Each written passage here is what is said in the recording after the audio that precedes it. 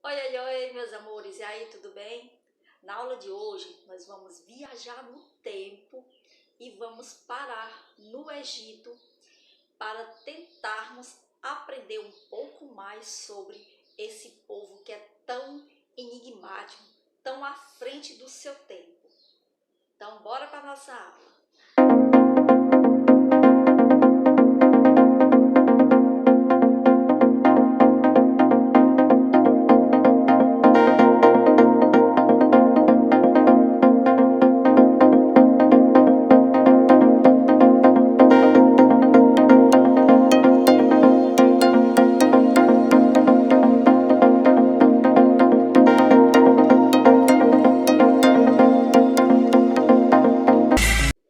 Bom, a arte egípcia, ela é considerada toda a expressão artística feita no Egito Antigo, seja na pintura, na escultura, na arquitetura e em outras formas de arte.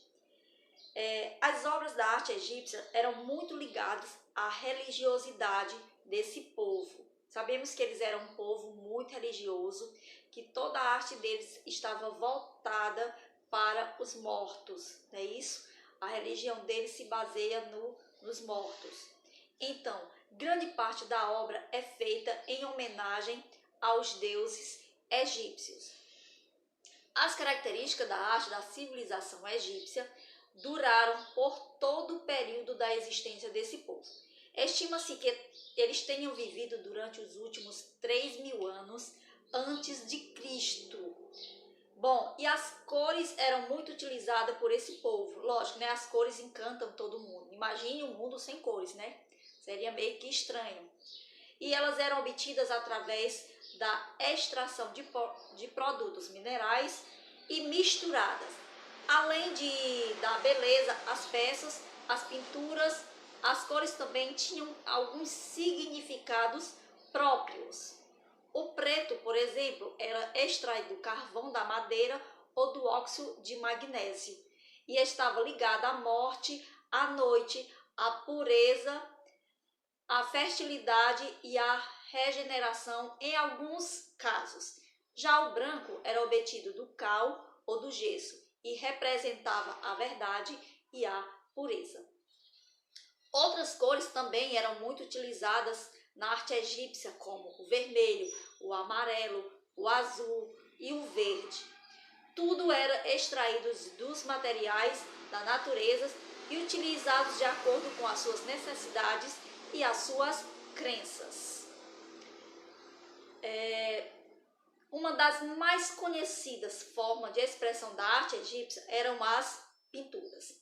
Elas são encontradas em vários locais por onde essa civilização viveu. As pirâmides, por exemplo, estão repletas de pinturas e cores que já se desgastaram por conta da ação do tempo. E as imagens, elas vão remontando às histórias dos faraós e consequentemente, os períodos da história desse povo. As pinturas deixam clara a devoção do povo pelos faraós, que era visto como um deus na terra. Por isso, nas pinturas, ele é sempre a maior das figuras. Mas são fortes as características estéticas da pintura da arte egípcia. Por isso é chamado lei da frontalidade. A representação das pessoas são feitas da seguinte forma: os olhos, o peito e os ombros são representados para frente, enquanto que a cabeça e as pernas ficam de perfil, ok? Os olhos são vistos de frente porque eles acreditam que é a característica mais importante das pessoas. Essa forma de mostrar o corpo só permitia em três pontos de vista: de perfil, de frente e de cima. Acreditou-se que por muito tempo que essa forma de pintar as pessoas se dava à falta das técnicas dos artistas. Porém, hoje acredita-se que essa técnica era utilizada para mostrar o máximo possível do corpo humano. A arte egípcia, ela teve diferentes momentos na história. Apesar de manter sempre as maiores características, algumas delas vão passando por pequenas alterações por reflexo dos períodos da história do povo. Por exemplo, entre 3100 a 2686 da era antes de Cristo, essa época é chamada época tinita. Alguns dos mais antigos exemplos de expressões artísticas dos antigos egípcios são da época tinita. Esse período é marcado pela união do Alto e Baixo Egito. Apesar de poucos itens terem sobrevivido ao tempo de cerca de 3.100 anos antes de Cristo, alguns túmulos e fachadas dão ideia da arte egípcia da época. Percebe-se ali a influência da arte mesopotâmica como base em povos anteriores aos egípcios, pois foi encontrada nessa época materiais feitos com adobe cozido ao sol. Então esse material ele é mais antigo que o tijolo de barro e foi substituído posteriormente pelas pedras. Na época seguinte, percebeu-se mudanças na arte egípcia, principalmente na arquitetura. Com o uso da pedra, as construções passam a ficar maiores. E nessa época também que a figura do faraó começa a ser vinculada à eternidade. Então surge aí o primeiro construtor egípcio a ficar com o nome conhecido, Imhotep. Ele ainda era médico e engenheiro. E ainda nesse período que as mastabas, uma espécie de túmulo egípcio, passa a ser usado no sepultamento dos faraós e dos nobres. Os túmulos inicialmente tinham formatos retangulares ou de pirâmides truncadas. Mais tarde, com o desenvolvimento do Egito, surgem as famosas pirâmides faraônicas de Gizé, cujo complexo abrange as pirâmides de Quefren, Quelpes e Miquerinos, além da grande esfinge de Gizé. Apesar das construções datadas desse período, é nesse mesmo tempo que surgem as estátuas retratos. As proporções das estátuas tornam-se mais reais e as figuras passam a ter maior semelhança com os humanos. As estátuas da arte egípcia estavam quase sempre nas mesmas posições, de pé com o pé esquerdo à frente ou sentados com o braço direito sobre as pernas. E só mais tarde surgem as estátuas sentadas de pernas cruzadas. Outra característica dessa época é que as estátuas masculinas tinham cores bem mais fortes, enquanto que as estátuas femininas apresentavam o tom de pele com cores bem mais claras. E os materiais usados na composição das estátuas geralmente eram granito, basalto, calcário, alabastro, xisto e diorite.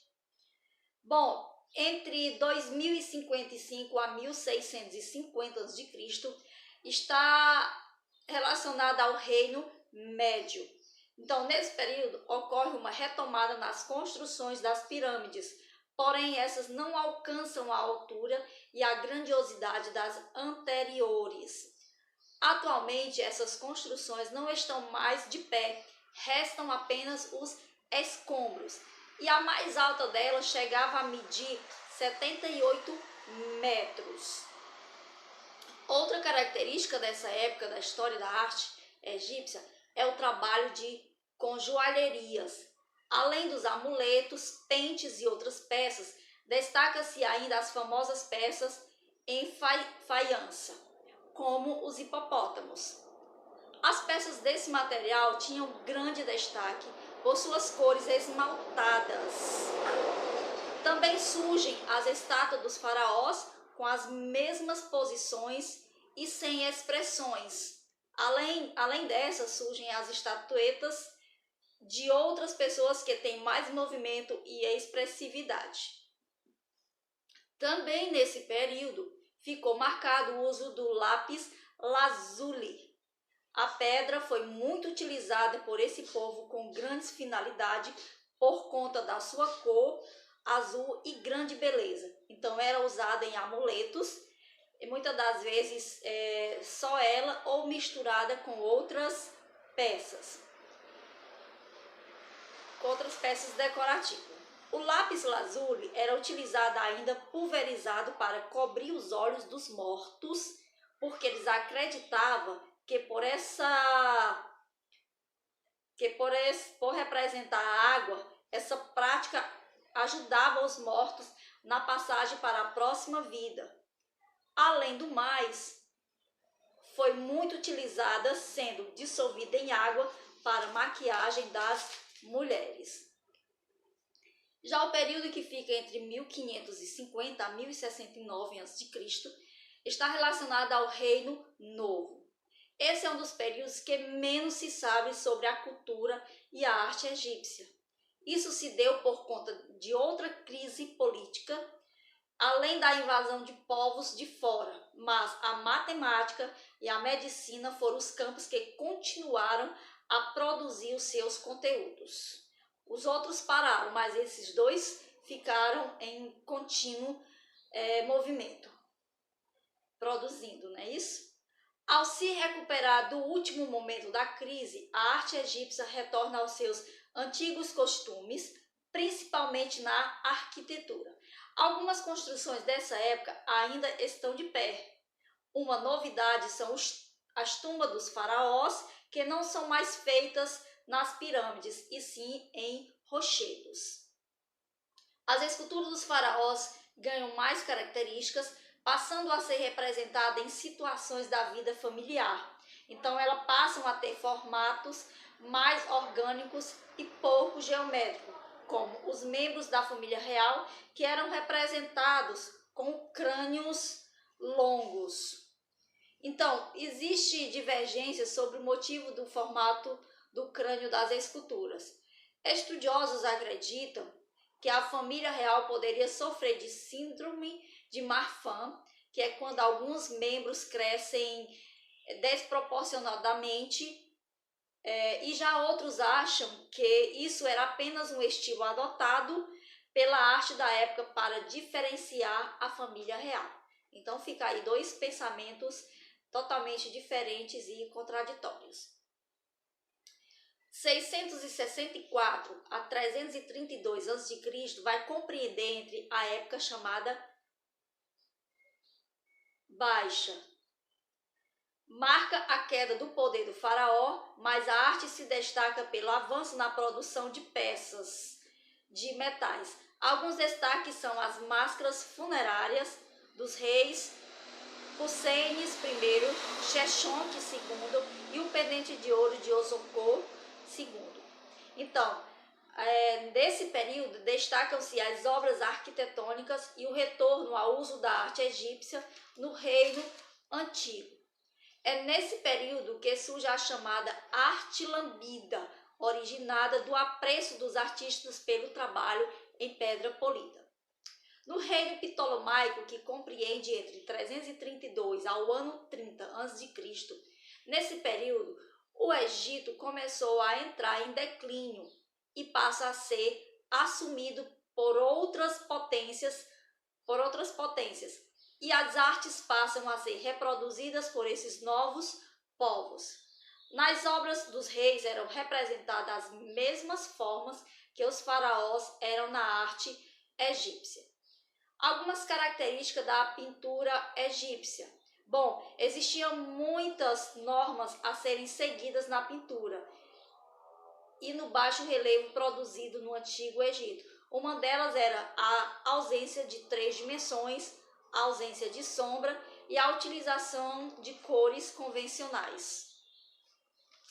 Bom, pessoal, vou gravar um novo vídeo no qual nós iremos falar um pouco mais sobre as máscaras funerárias, sobre a crença acreditar na vida após a morte. Vamos falar também um pouquinho sobre as esfinges e sobre as múmias e o processo de mumificação. Tá bom? Nos vemos na próxima aula. Que Deus abençoe e até a próxima.